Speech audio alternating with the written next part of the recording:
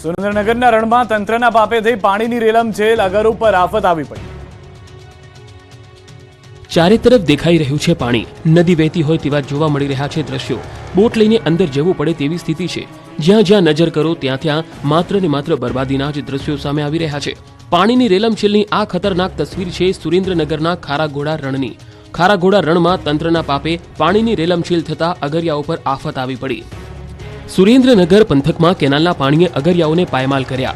સુરેન્દ્રનગર જિલ્લાના ખારાગોડાના રણમાં નર્મદા કેનાલનું પાણી ફરી વળતા અગરિયાઓને મોટા પાયે નુકસાન પહોંચ્યું। મીઠાના પાટામાં પાણી આફત બનીને આવતા મોટા પાયે નુકસાન પહોંચ્યું છે। છેલ્લા 10 વર્ષ કરતા વધુ સમયથી દર વર્ષે નર્મદાના પાણી રણમાં ફરી વળતા મીઠાના અગરમાં નુકસાન થવા છતાં નર્મદા તંત્ર દ્વારા આ મામલે નક્કર કાર્યવાહી કરાતી નથી।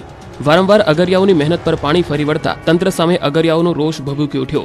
આ વર્ષે પણ નર્મદાના પાણી ખારાગોડા રણમાં ફરી વળ્યા। અંદાજે 40 કિલોમીટર વિસ્તારમાં પાણી ફરી વળતા 200 થી વધુ અગરોને નુકસાન પહોંચ્યું।